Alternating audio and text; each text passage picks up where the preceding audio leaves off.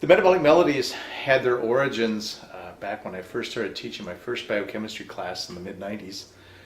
I had heard of a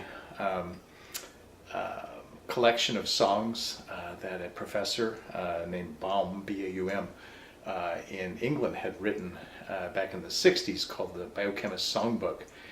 And I thought it might be kind of fun to do. So I wrote a couple of songs. And the idea was that I don't know music, so I do the Weird Al Yankovic thing and stole the melodies of popular tunes and put my own lyrics to them relating to biochemistry. And they were very popular with the kids.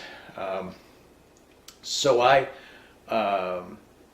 kept doing that for a few terms, writing songs, typically one or two songs a term, sing them at the end of the term. And I found that the students, of course, not only really liked them, but I found that my interaction with students changed a bit with those.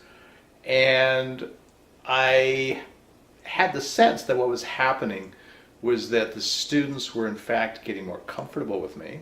And I don't know for sure if it was the melodies that did that, but I think the melodies played a role in that, because instead of seeming like a threatening or intimidating professor in some way, having those melodies helped a lot to sort of humanize not only the subject, but I think also myself.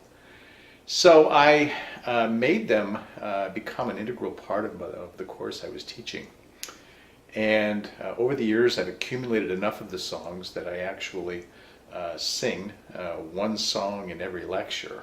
So over a two-term course, we're on a quarter system, over a two-term course, I actually give close to 60 lectures on biochemistry. And as I said, I've got about 100 or so songs now that relate to that. And so the students look forward to them, I look forward to them, and I think it does help get students over that barrier, because I think one of the big obstacles to learning is actually the fear factor, the anxiety factor, and all of those things. So if you can cut through those with something, I think it makes a big difference.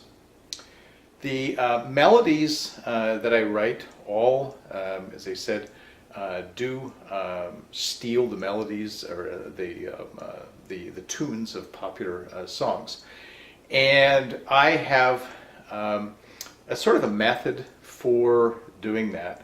I typically drive my wife crazy with that when I do that, because I'll get a melody in my head, typically with a line or so from the song that I'm writing. So a good example was I had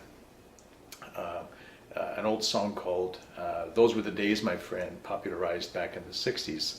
Those were the days, my friend, we thought they'd never end.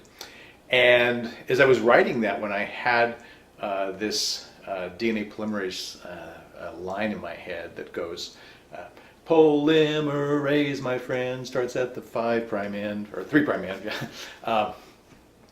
And that was the impetus for the song. So to me, the sort of cadence of the song works with the lyrics that I'm writing. And if I don't have a match between those two, then I don't have a song, basically. And in my experience, the people writing songs about science or doing Weird Al Yankovic kinds of things, they don't have to be about science, stumble when they don't pay attention to that cadence. And so to me, the cadence is absolutely critical. I count syllables.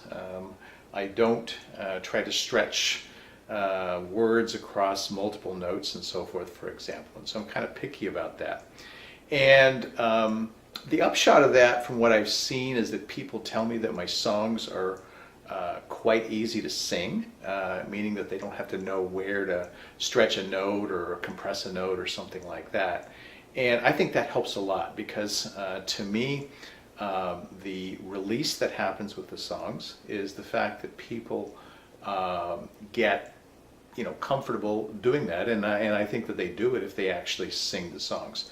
So I record my lectures. My lectures are all on YouTube, and so I have students in a variety of places that sing them. And of course, I'm not sitting there with them as they're doing that. or they get their friends to look at them and so forth. And I think it does sort of humanize the subject. So that's been my experience with the Metabolic Melodies.